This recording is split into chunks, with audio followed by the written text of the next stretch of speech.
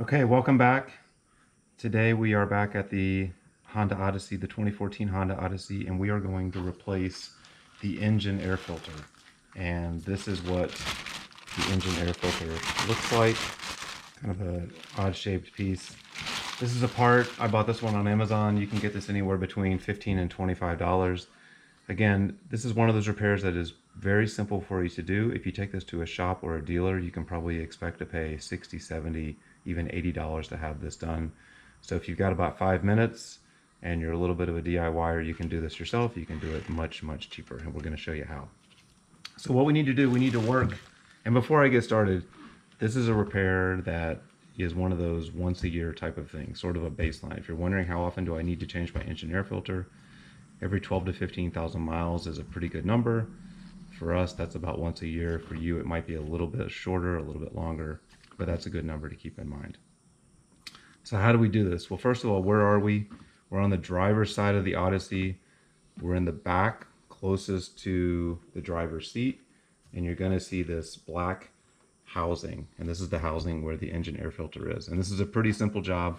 There's gonna be 3 clips which we need to undo. There's one here.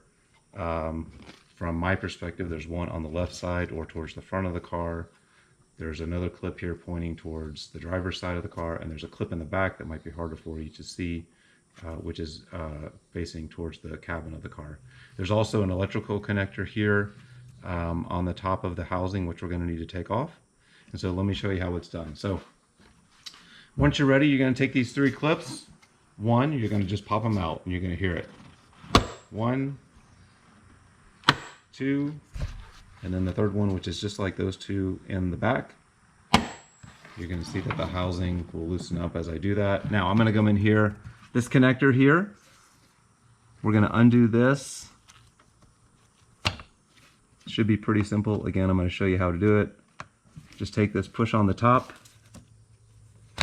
and pull this out, and there's that connector. The connector also might be sitting in a little plastic holder here on the back. So you might need to undo that and just take this out. You got that connector loose, put it to the side, and now your housing is ready to go. One more thing that you need to do, there's a little place on the housing where there's a piece of plastic where it is fitted in so it doesn't move. So before you can fully release this, you're just want to pull this out a little bit to get it out of that clip, out of that housing.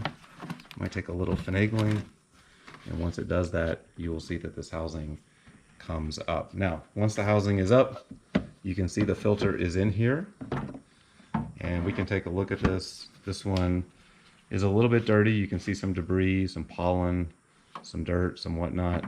This is normal, I would say, but again, it's important to keep this changed on a regular basis to make sure this doesn't get too dirty and the air that is coming in to the car and to the engine is filtered properly.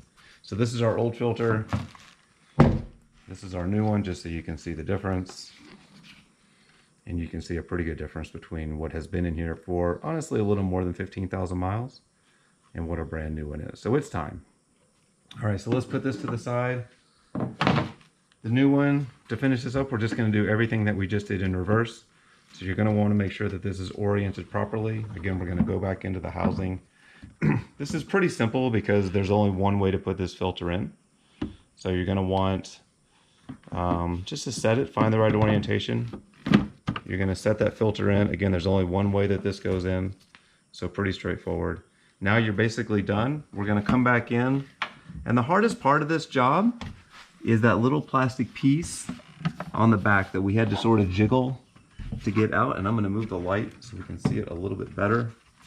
You've got to get that little plastic piece back in there, and it's this little housing.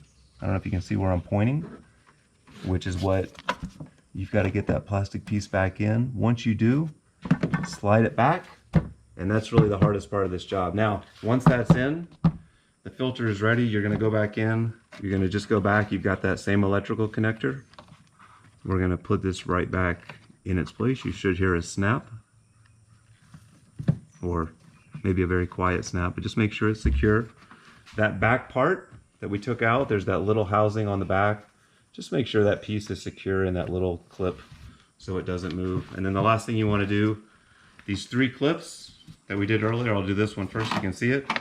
You're just going to pull these up and make sure that it is all secure. And once you do that, you've changed your engine air filter. You spend about 5 minutes and you've probably saved $50 or $60.